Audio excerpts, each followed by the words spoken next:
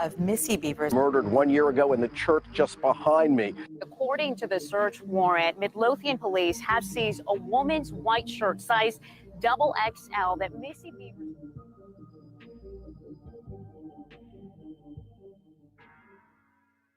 Hey everyone. In the early morning of April 18th, 2016, Missy Beavers, a wife and mother of 3, was brutally attacked and killed in Creekside Church of Christ, located in Midlothian, Texas.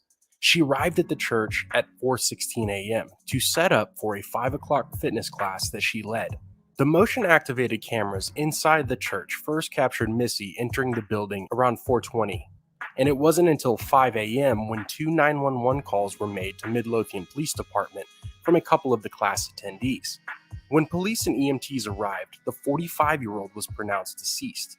The cause of her death is reportedly due to puncture wounds in the head and torso area, while official reports also suggest a gun was used. Later, when surveillance footage was viewed by investigators, police witnessed the only footage of the killer they have still to this day.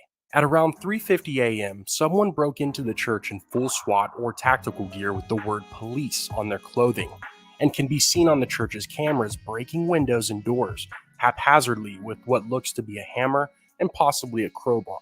The suspect did not carry bags with them, so most people believe their intention was not a burglary at all. In fact, the police said nothing seemed to be taken from the property. It is widely believed the killer smashed some windows and broke into a few locked rooms to stage the scene as a burglary gone wrong.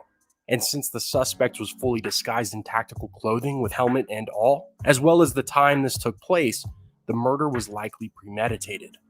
Someone knew Missy would be in that church early in the morning, setting up for her workout. But how would anyone know when and where this woman would be at any given time, apart from members of the class and close friends and family? Well, that's where social media comes in. As we all know, the digital age promotes less and less privacy as time moves forward. Find yourself at a great restaurant or movie screening at a local theater? Why not check in and let everyone know what you're up to? Missy Beavers was very active on social media, even posting about not canceling the workout due to bad weather the night before her tragic death. The fact is, Missy could have been targeted by numerous individuals leading up to that fateful day in April. But ultimately, like in any investigation, there is always a core group of suspects to look into first and ultimately clear. So let's try to do just that and see if we can narrow down some of the most popular theories. In pretty much all true crime movies and TV shows, you always hear the same thing. If a woman is killed, 90% of the time the spouse did it, and vice versa. Well, let's go ahead and start with our first potential suspect. Brandon Beavers was Missy's husband and the father of Missy's 3 children. Right off the bat, Brandon was 600 miles away during the time of the murder, going on a fishing trip in Mississippi. Cell phone tower data and flight records align with and prove his alibi was legit. And if you look at the killer walking around the church and compare the build and body type of Brandon Beavers, it seems pretty clear they are not one and the same. Continuing on, however, we should discuss a little bit of info that came to light as a result of multiple search warrants in the progressing investigation. Police contact Brandon and notify him that his wife was found deceased in Creekside Church. By his own statement, Brandon never asked investigators what happened to her, which is interesting to say the least, because I think most people would agree the first thing they would say in response to such tragic news is what? What happened? I mean, this is just me personally, but when one of my dogs start looking at me weird or vomits because they ate a little grass outside, I am almost already on the phone calling the vet asking questions. Obviously, that's a different scenario altogether, but think to yourself how you might react to the news of your physically fit, healthy spouse being found deceased at your church while you're in another state fishing. Moving forward, Brandon Beavers never shied away from the press. You can watch multiple interviews with him, his father, and reporters right here on YouTube. In fact, while talking to the press, Brandon was told by the media the police had just released in a search warrant Missy's cause of death, to which Brandon replied with something like, "Don't tell me, that will put me over the edge." Police never told him exact details of what happened. The reason for this is called culpable knowledge. Info only the killer would know. This is important because when detectives interview suspects, any small details they receive from the party being questioned that was not released to the public, this person shouldn't know these certain details, pointing to the possibility a suspect may have more involvement than they are admitting to. Police found evidence of not only financial issues in the Beavers' household, but also marital problems.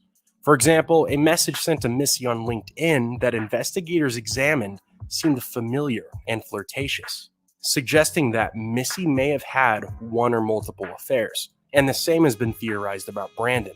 One thing that could prove important to the case is what Brandon told police. He said he knew Missy was having an affair with a man named Kevin Cozine. Now, anytime there's a question of infidelity in a relationship, and someone in that circle winds up deceased from foul play, numerous additional suspects pop up immediately. To be a suspect in a murder case, law enforcement examines who has motive. If it is possible the victim had an affair, then not only the victim's spouse has a reason to be compelled to kill, but also the alleged person the victim was in a relationship with, as well as any other spouse or partner to that person. If what Brandon said to authorities was true about Missy having an affair, it could not only implicate himself, but multiple new suspects. Now, some of you are probably saying, well, it wasn't some woman in the tactical gear killing Missy. It was definitely a man. This is where opinions collide. Detectives from the Midlothian Police Department originally believed the killer to be a man, and then some pointed to the killer's unique gait, or way of walking, resembles a woman who might be wearing shoes too large for her feet. Many have theorized a jealous wife wearing her husband's boots was the culprit, while others have said the suspect looks too comfortable awaiting their target inside the church, walking at a slowed pace, knowing they have some time to kill before Missy Beavers would arrive. As of 2020, police still do not have a lock on whether the killer is a man or a woman. Essentially, it's 50-50. While the police have additional video of both the suspect and Missy inside the church, the public has only ever seen 2 minutes this of the short killer surveillance walking footage around, is really all we damaging have windows to help and doors identify before Missy's Missy killer arrives in the parking lot. lot. And it didn't take long for viewers to establish similarities between the killer's unique gait and the gait of Missy's father-in-law, Randy Beavers. Here's a video of Brandon and his father walking into MPD for additional questioning when a dry cleaning business called police stating Randy dropped off 2 blood-stained shirts. Randy stated 2 family dogs got into a fight, and his wife's Chihuahua bled on both Randy and his wife's clothing. It's a Chihuahua? Right, they got in a dog fight. That's all I'm going to say. I got to get some water, guys. Police talked to the Beavers' primary vet and confirmed that he did in fact bring his dog in. And when forensics collected the shirts, they found that the blood was not human, but rather animal in origin. Also, police have confirmed Randy Beavers was out of the state during the time of the murder. Although both father and son are not being looked at as suspects, it is quite a coincidence that they were both on trips and away from Texas during the murder. To many people, this could suggest the killer was aware of at least Brandon being out of town. And if Missy was targeted, having the husband away could present more of an opportunity to carry out the attack. Or it could suggest there is something more to the husband and father-in-law going out of town, possibly to have a solid alibi when they would inevitably be questioned by law enforcement. The second scenario would be likely a case of a hired hit, paying someone to kill the victim and being so far away from the scene, the accomplices would never be charged with the crime. Now, I'm not saying I believe Brandon and Randy had any knowledge of what would happen to Missy, but we have to look at the case like a detective would. And if not for their solid alibis, it wouldn't be difficult to come to the assumption a husband who finds out his spouse is cheating on him could be compelled to have her killed. Many people have been murdered for a lot less. Now, since the police didn't have much to go on other than what little surveillance footage they had, investigators analyzed the video and initially told Brandon they believe the killer to be around 6 feet tall. This would point to the suspect being a man, as it is rather rare for a woman to be that tall. But here's where it all gets crazy. After additional analysis, the police narrowed down the suspect's height to a range between 5'7" and 5'9". Then they changed their approximation to range from 5'2" to 5'7". So the question is, how tall is this person really? First, the husband is told 6 feet, and 4 years later, the estimate is between 5'2" and 5'7". Why can't we get a more narrow margin? Apparently, most doors range from 6 feet 8 inches to 7 feet tall. I mean, you look at the footage. What would you estimate is the killer's height? If we could get a lock on an accurate height, this case may already be solved. I mean, the church still exists. How hard would it be for MPD or even the FBI to measure these doors and get a more accurate description of the suspect? So without having any idea how tall this person is, all we know for sure is the killer is of white complexion and has a distinct gait. News media covered the story with an extreme emphasis on the killer's gait, because what else did they really have to speculate on?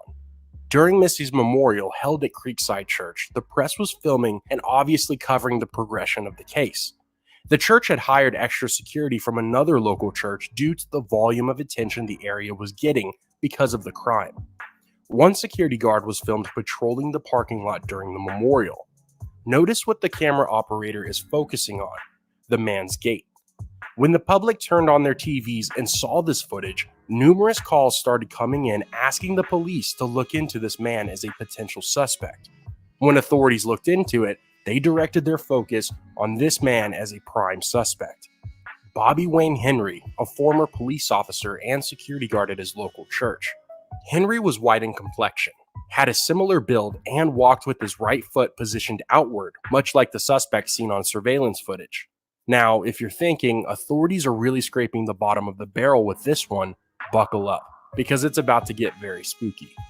Looking into Bobby's past, police discovered not only was he once in law enforcement, more specifically, he was a tactical officer who wore similar gear to the clothing we can see on the killer. The reason Bobby Wayne wasn't still an officer of the law was because he actually got his peace officer license revoked. In 2003, his former mother-in-law claimed he sexually assaulted her while brandishing a firearm. The case never went to trial, and Bobby Wayne Henry ended up getting a deferred adjudication, which ultimately cost him his career as a police officer, but kept his criminal record clean with no convictions. Years earlier, he was actually charged with another sexual assault, this time from his stepsister. The alleged assault happened in a near-identical way, brandishing a firearm and putting the gun to her head. This case would go to trial, and in a testimony from his stepmother, she alleged he once did the same thing to her. Even with the testimony, Henry was ultimately acquitted of the crime and once again maintained a clean record. Since I brought up the testimony of Henry's stepmother, I must also inform you that years prior, Bobby's best friend was apparently shot in the knee by Henry while the two were hunting, accidentally. Bobby's best friend almost died due to this. He lost nearly all of the blood in his body, and his friend had to have both legs shortened as a result of this. While Bobby Wayne Henry hasn't had the most glamorous past, it wasn't just these sexual assault claims that had police intrigued. Bobby is allegedly known to have a few tall tales that he has shared on more than one occasion. He's claimed he was a Navy SEAL. He was in fact a former member of the US Navy, but no evidence has ever been shown to prove he was a SEAL. Having been in the US military myself, stolen valor is not as uncommon as you think. I mean, you don't even need to be associated with law enforcement or the military to do something like this. Every day, millions of people on social media present a false persona or fake lifestyle for others to either envy or get a certain kind of reaction from. Bobby Wayne Henry allegedly also told of how an ex-girlfriend was killed in the line of duty, serving in either the Canadian military or while working as an undercover cop. Apparently, the girlfriend's occupation changed depending on who Bobby told the story to. Like the Navy SEAL experience, there is no evidence of this ever happening.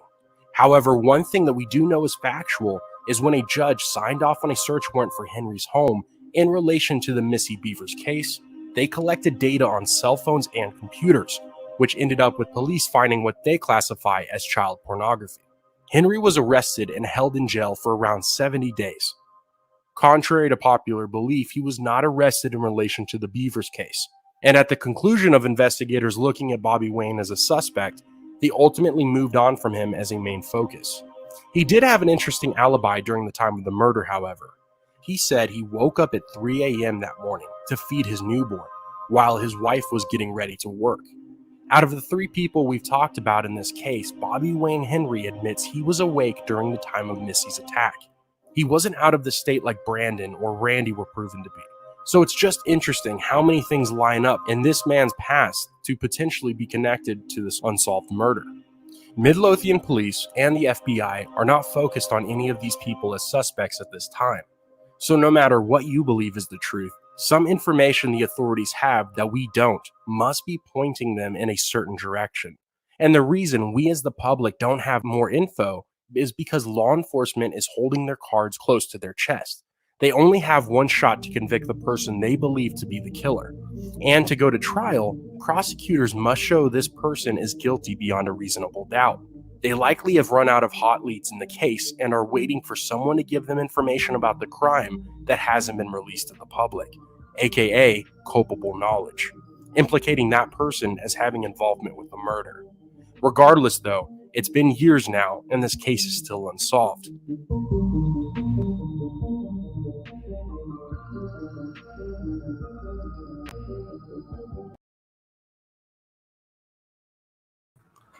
What's happening, everybody? It's good to see you. I wanted to go live tonight just to kind of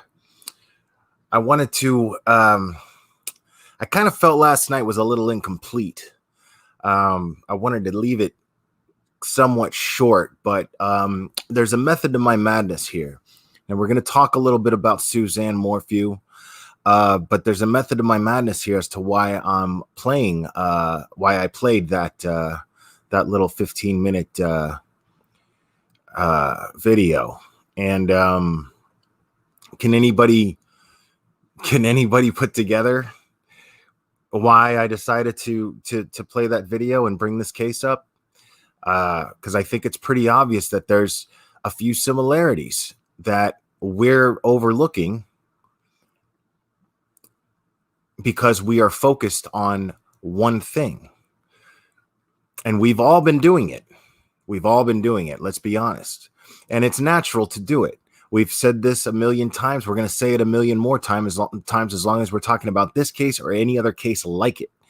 And the fact of the matter is we're going to look at the husband first. We're always going to look at the husband or the significant other first.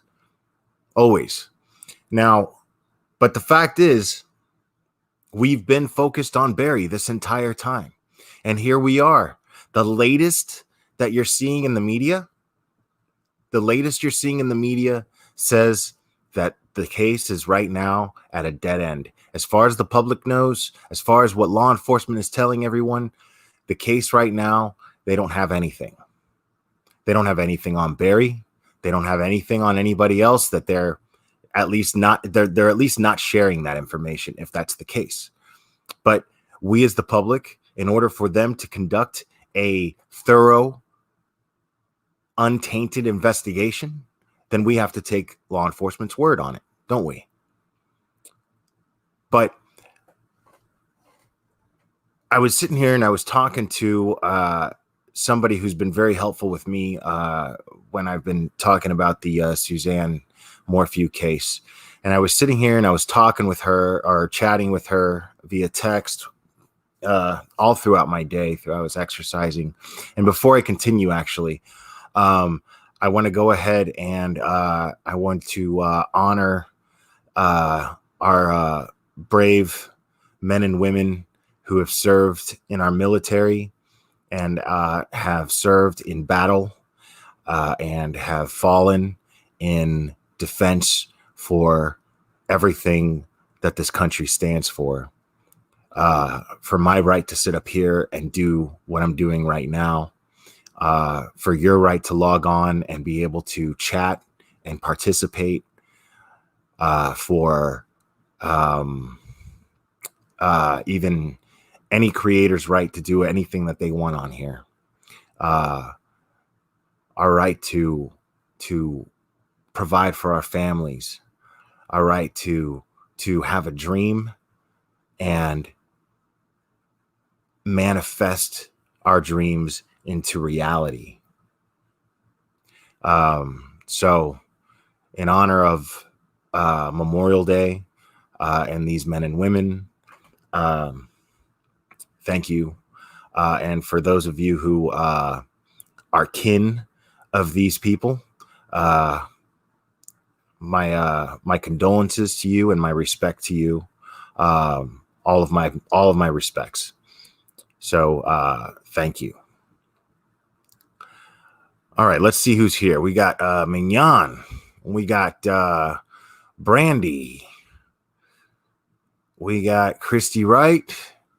We got MU Crayons. Rosaline. Wicked Witch. Marissa Anderson. Golden One. Rockabilly Daisy. Lori A. Susie Pops. All right. Charlie Hunt. Donna E. My man Caleb's in the house. That's always good to see. Tasha May. I said Donna E. Again, guys, I'm not used to having so many names to go over at the beginning of a live. Tess Steckel, how we doing? All right. Wanda Strickland. Just Shelley. Been a minute. Altered Truth. Pink Sugar. Bebop. All right. Cynthia. Okay. It's good to see everybody. All right. So Sandy Jersey Girl, what's up? So I am of the opinion that it is appropriate at this point and probably even a little necessary at this point. I would be remiss if I did not go down this particular avenue, having really been down only one avenue. And as the title of this live is, we've been focused on one avenue in a metropolis of possibilities. And that's probably irresponsible to just focus on Barry right now. I understand it, but I think it's healthy at this point to not necessarily dismiss him. That's not what I'm saying to do. We obviously want to see Suzanne come home safely. So we do not even know. One sec. I want to take a second to point out me comparing this to the Missy Beavers case. I want to be clear. One is a murder case. The other one is a missing persons case still. So I want to make that very, very clear distinction, people. Hey, Yvette, how are you doing? So me bringing up Missy Beavers is the reason why I did that was because I'm seeing a lot of similarities between her and Suzanne, very similar personalities. If you look hard enough when it comes to a domestic thing and you're trying to find reasons for the husband, in a domestic situation, you're going to find a lot of things that could be a big deal. And if those things could be a big deal, then they could be motive. So it's important that we explore those things for sure. But at the same time, it's important that we keep in mind that we don't have anything right now beyond things that could be motive. There's nothing that you look at and go, that's motive. It's just stuff that maybe could be motive. And that's not enough to hound someone and blast them all over the internet and make them seem like they are something that we, again, I said this with Letitia Stock prior to them finding Gannon's body and prior to her being placed under arrest before that. I would say this about a lot of people that were basically putting all their eggs in one basket and saying that, basically saying that a crime has been committed when there's no evidence that a crime has been committed. And we're accusing somebody of a crime that we don't even know took place. So I think that's pretty irresponsible. And if we do that now, we're just repeating the same thing. And here we are. And I think it's safe to say, guys, that it's not fair to even compare Barry and Letitia Stock at any stage here so far.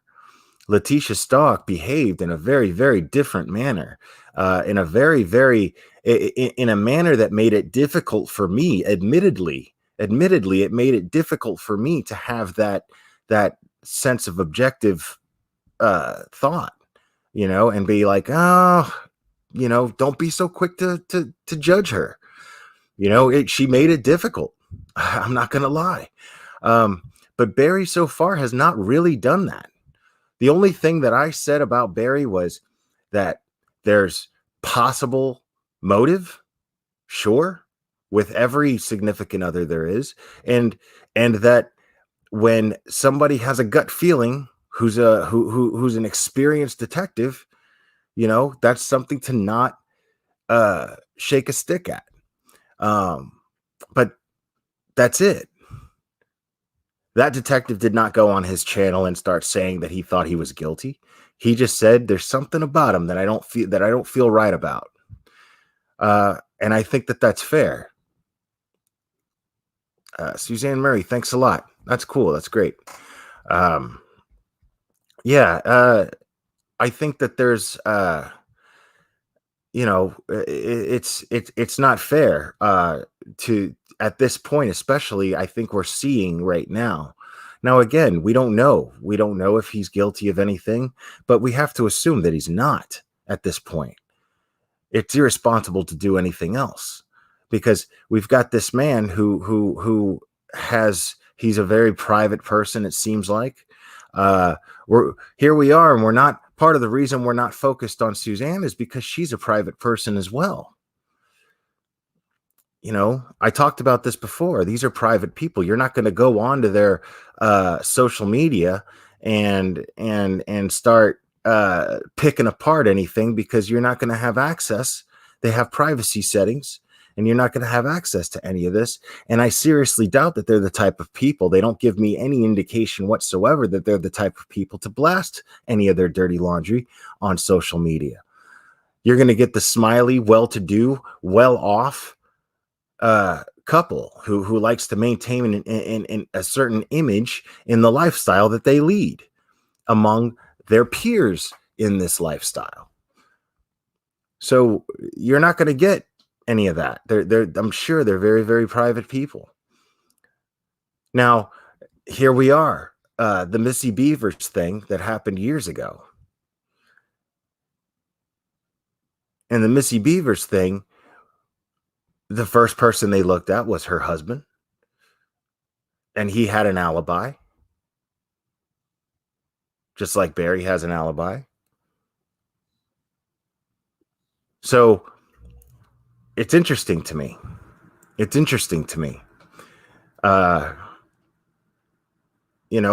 this man has been dragged all through the internet the way that he has. And again, guys, I was in Kay's chat last night, and she made some interesting points. This man, Barry, has the means. He absolutely has the means to take legal action.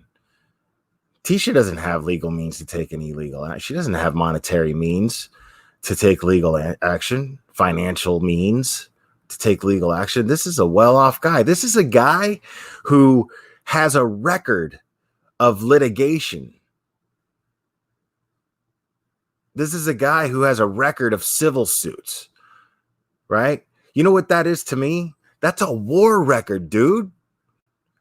This is what he does.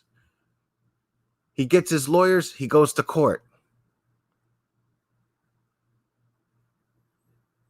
And then here we are, a bunch of dummy YouTubers with big mouths, and we're going to start trashing this dude and start making him out to be a murderer.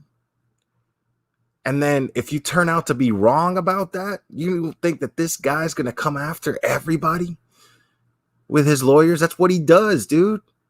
That's what he does. This isn't some half-wit on Facebook that's just blasting whatever the hell that comes to her mind. You know what I'm saying? That's not this dude. He ain't like that.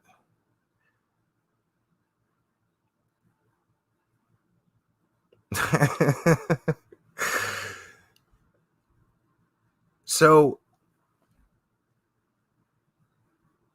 it's just funny to me. It's just funny to me why you would go that route.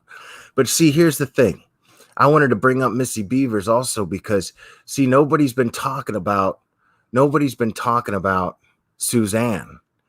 Nobody's trying to figure out, well, what's going on with Suzanne. Now, a lot of you are probably in Facebook true crime groups that surround the Suzanne Morphew case, right? Now, and I guarantee you, when you're in those groups, I guarantee you that all kinds of information about the victim, about the family of the victim, all kinds of information gets shared. You know, all kinds of it gets shared in these groups. But I bet you it's running a little dry right now.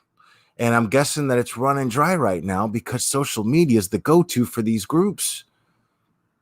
These people's social media. You don't know what's going on with these people. You don't know what's happening in their lives. You don't have any idea.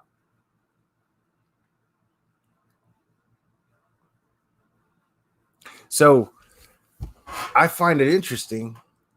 I find it real interesting that we're assuming all these things.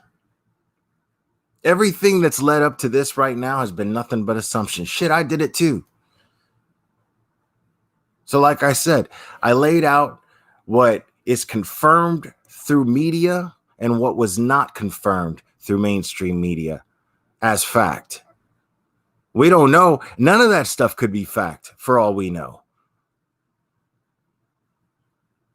All that stuff that I talked about yesterday, that stuff I should have worded that better because I'm actually glad that I'm doing this one tonight because I want to go ahead and correct myself because I did use the word fact to describe a lot of the things that I said yesterday. But the fact of the matter is none of us were there. We don't know. We don't really know what is fact. We know what mainstream media has confirmed as fact, but that doesn't necessarily make it fact, does it?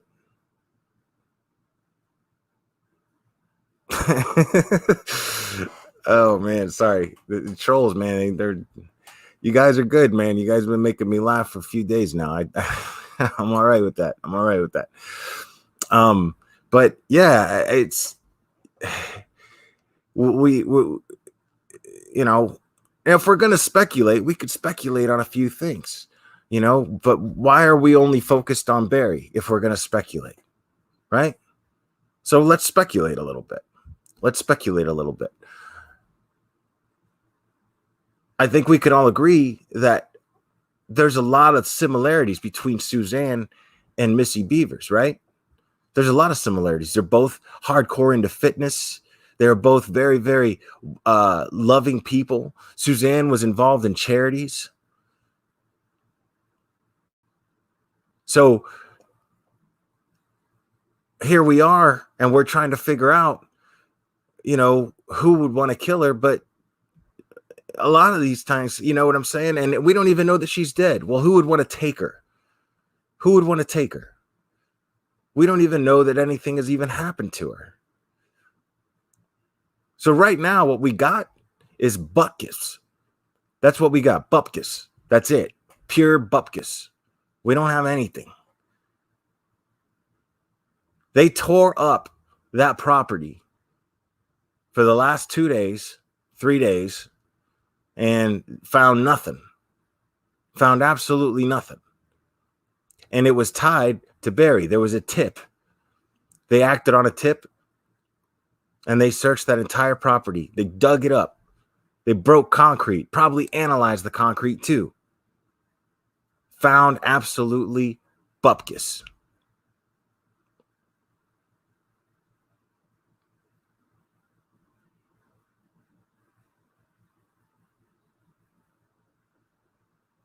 I mean, see, Rockabilly Daisy, I mean, that's the thing is, that's where we're at right now. That's where we're at right now, is where we're coming up with these wild theories. That's a wild theory. But I mean, I understand that to a certain degree, but that's the thing is, we don't even know. We don't know. That's kind of irresponsible too, because we don't even know how close this neighbor was with Suzanne prior to this incident. We don't know.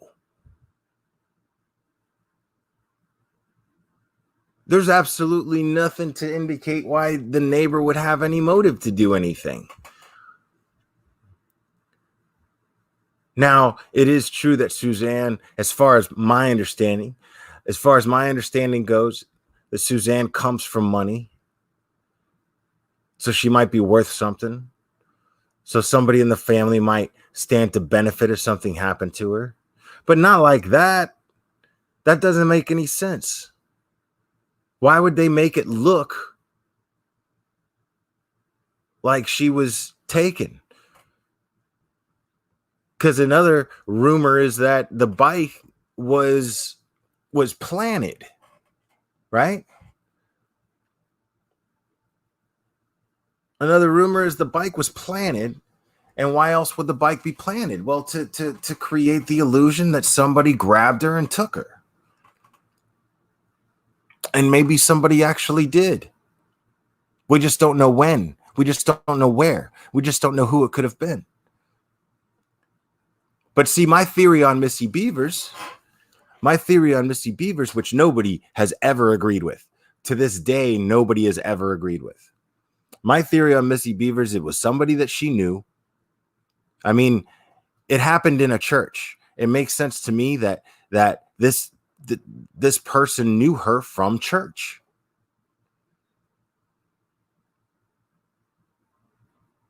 And my theory on the Missy Beavers thing is that person walking around with that gate in their foot and dressed in all this weird SWAT gear looking stuff.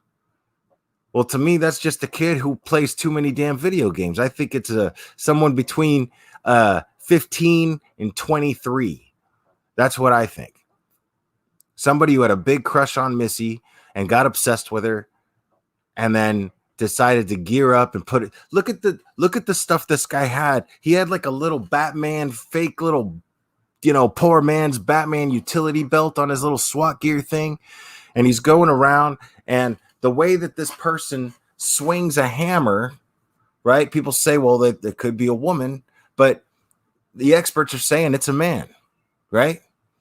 And the way this person swings a hammer is that of a spoiled, lazy, entitled kid who sits around playing video games all day, has never swung a hammer in their life, and then raided their dad's garage and made a little Batman utility belt because, again, he plays too many damn video games. Thought this was an episode of Grand Theft Auto and decided to do something wild. And hated this woman. So, I mean, that's my loose theory because, again, there's nothing but here we are with right now. It is a cold case at the moment. Not necessarily. A cold case indicates that they kind of just gave up on it. But what I'm saying is we don't have anything. We don't have anything yet to go on. So the only thing you can do is speculate. The only thing you can do is theorize. But why focus on the one person besides the fact that it's normally the case that generally happens? It's true. It's very common. You look at the significant other first, but besides that, there's no other avenues being explored, and there's all kinds of possibilities. This was a social woman, was she not? Being involved in all these charities, that doesn't involve being or attending social situations, social functions.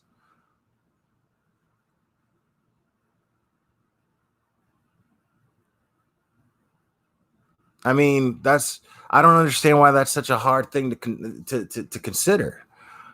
You know, that anybody who crossed paths with this woman, who happens to be very beautiful, who happens to have a very, very beautiful and bright disposition, pleasant to be around, the kind of personality people are drawn to and want to be around. Is that not Suzanne Morphew?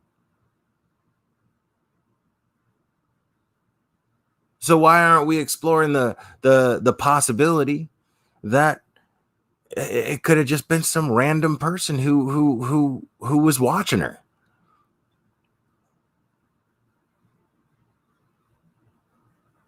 And the only reason I'm bringing that up is because A, it is a possibility, and B, we went through this with the Missy Beavers thing. Everyone was trying to figure out why. Everyone looked at the husband, and then they looked at the husband's dad. They looked at her father-in-law, and then the father-in-law had blood on his shirt. Father-in-law had blood on his shirt, got picked up by the cops. They analyzed the shirt. He comes up with the craziest, wildest, what sounds to be like the worst bullshit story anybody could ever come up with. That my dog got in a fight with another dog, and that's dog blood. It sounds totally made up, especially when there's a murder that people are trying to solve. Everybody in this small community is trying to figure out, right? And then guess what? They analyze the shirt, and it's animal blood. It's not even human blood. So it turns out he was telling the truth.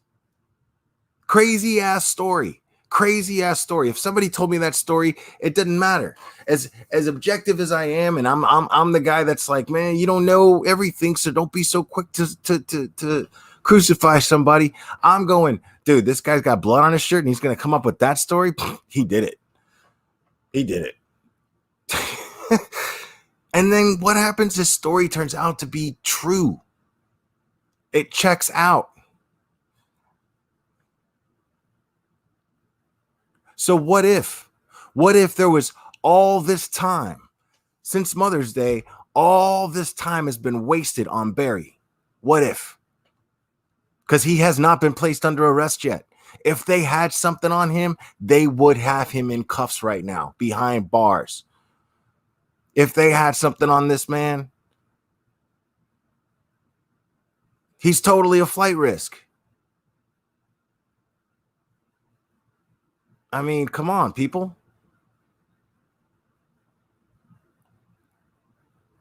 Again, I'm not saying he didn't do it, but I'm saying, look at how law enforcement handles things normally, right? How does law enforcement handle things normally with men like this? They want them in custody as fast as possible. If they got the smallest thing to book him on, they're gonna do that, just to make sure he doesn't take off while they investigate. Like, we're past, come on. They got a warrant and searched one of the properties because his company was connected to that property. That was an investigation, make no mistake. That was an investigation on Barry Morphew, looking to pin something on him, right?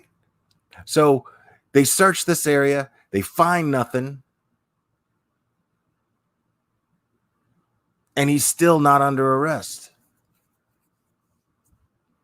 So how much time has been wasted if they put all their eggs in this one basket, if that's the case, because we still don't know. We don't know what law enforcement is doing exactly. We don't know what the method to their madness is, in all fairness. And they've got a pretty good track record. CBI, as far as I'm concerned, has a good track record. I still trust what they're doing. But what if? What if they have put all their eggs in this one basket and they have wasted all this time? going down the wrong road. Are we going to blame law enforcement? See, that's a tricky one right there. Are we going to blame law enforcement for that? Because as far as I'm concerned, law enforcement has been keeping a lid on this as much as they can. They can't keep a lid on going to a property with all those trucks and digging up the property. The news has helicopters. They're going to see what they're doing. So they got to make some sort of statement, right? But they did all that digging and found nothing. And now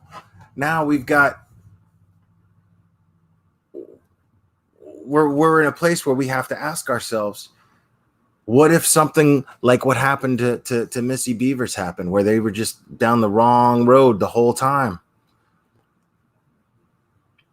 And that person who is responsible is long gone. Any evidence left of Suzanne, as much as I shudder to think, could be long gone. How ironic is that? Imagine that. All the evidence of anything that would lead to anything regarding Suzanne Morphew's whereabouts, all long gone while they were investigating the one person who likely misses her and wants her back the most. Think about the irony in that.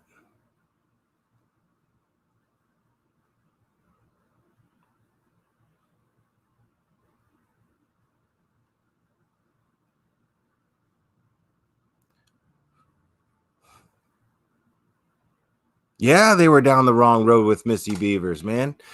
I just explained Charlie Hunt because they were investigating the husband. The husband had an alibi. He could have had her killed. That's possible. That's still possible. But then they investigated his father. And also their behavior was a little strange whenever they were being interviewed. You never see him crying, really. You never see you see her father-in-law, the husband's dad. You see him laughing, or not laughing, but smiling, just smiling like he's happy to be on TV. Had blood on his shirt, had the shirt analyzed, had a crazy story checked out. And that's rumor too, Rockabilly Daisy. That's rumor as well, that they were both having affairs. So that's possible motive. Again, that's possible motive. But how many people cheat on other people and nobody gets killed? Come on, that's a rare occurrence that somebody actually gets killed because they were cheating on their spouse. Come on, that's not a common occurrence necessarily. It's a common motive when one spouse kills another, sure. But it's not a common occurrence overall when it comes to murder. It doesn't happen all that often.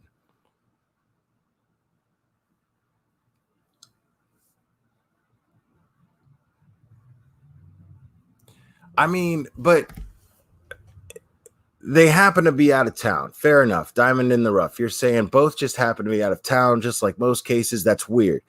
Okay. It's coincidental, but it doesn't necessarily make it weird. A lot of people travel. Hell, I don't make shit for money at all. I'm going to Colorado in like 10 days. So, you know what I'm saying? People travel. That's not necessarily a freak occurrence. It's not exactly a freak occurrence at all,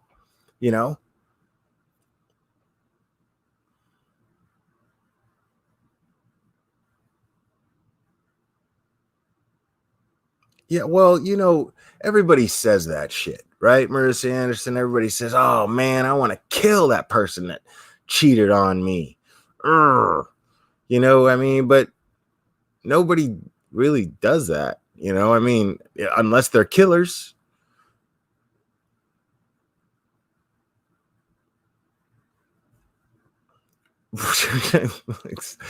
Exactly. Caleb. I could always count on Caleb. Just put it nice and simple. Like, exactly. So we can never leave town in case our spouse gets killed. That's right. Is that how this works? That's how this gets down. That's the logic. That's how we apply logic here. You know? It's fishy.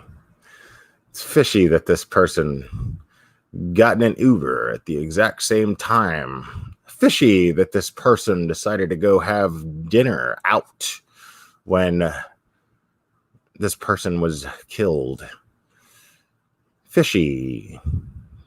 This person happened to be off fishing when this person was killed.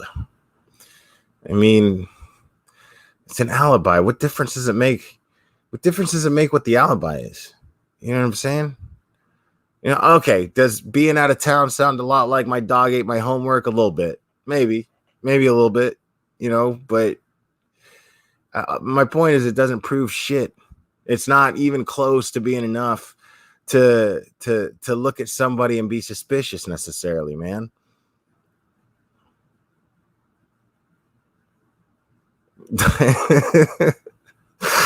Oh man.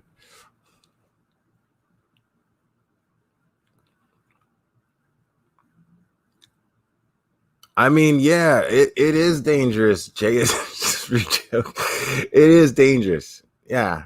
It's it's, you know, Colorado's a dangerous place, sure.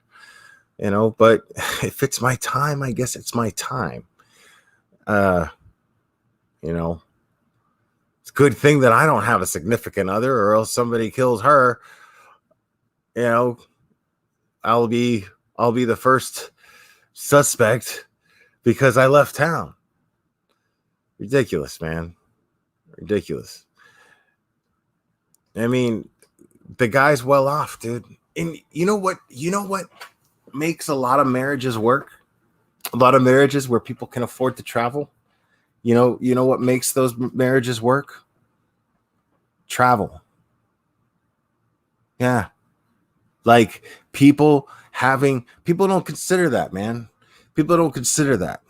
It's like I heard somebody once describe music as, okay, well, you know, everybody's always talking about the notes in a song, but nobody talks about how important the silence in between each note matters, because that's actually the measurement of the rhythm and how it's put out. That's perfectly,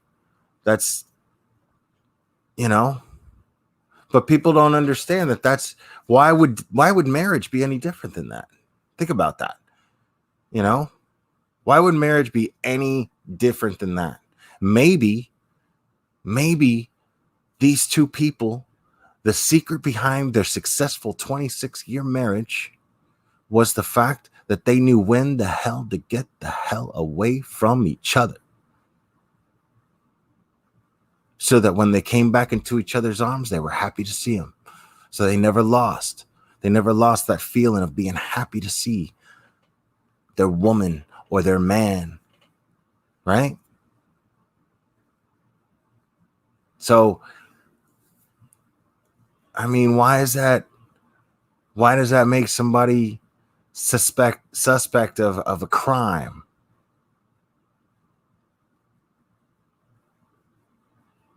So I don't know, man. So far we ain't got shit on Barry.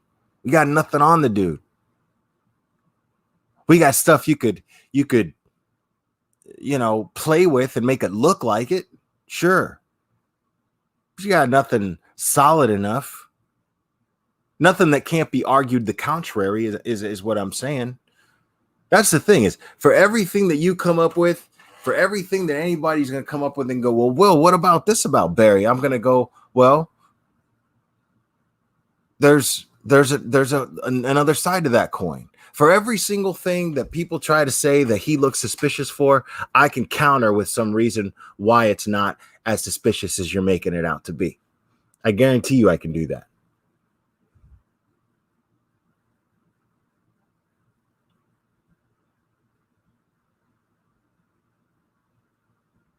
So I'm saying, man, if you've got, if we're looking at a crime right now, and I think it's safe to say we're looking at a crime. I don't think that this woman just up and disappeared on her own because she didn't want to be found. Maybe she did. That's what happened with Maddie Bell, right? Maybe. It's possible. I sure as hell didn't think that that was the case.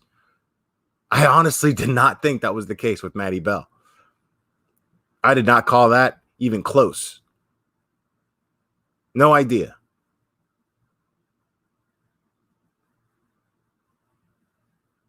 But I mean, right now, that's my point. My point of doing this live today is to point out one simple fact. Right now, anything is possible. Anything is possible. And I think we're at a point where we can say it's enough until law enforcement gives us otherwise, gives us another reason. Until law enforcement does that, then I think it's time to focus our energy somewhere other than Barry. I think he's earned it. If he's innocent, he's earned it. And we have to assume that he's innocent right now, people. Anything else is irresponsible. So right now, we've got to assume that this man is innocent, period. That's it. That's it. Cut him some slack.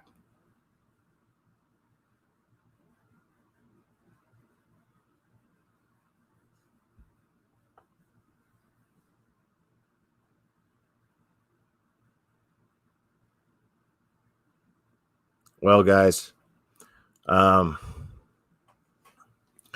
want to go ahead and express my gratitude to everybody for joining. Thank you very much.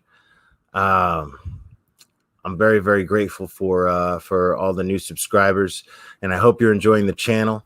I don't know when I'm going to go live again. It will be soon, I'm sure. Oh, thanks, Cynthia. I appreciate that. Thank you very much. And I'm not sure exactly when I'm going to go live again. If I do again this week, it will be late. Normally when I go on during the week, it is on a late hour, usually about 12:30 a.m. at the earliest. So hopefully, we'll see if there's any new developments, I'll be talking about those, and we will do this again very soon, my friends. Thanks so much.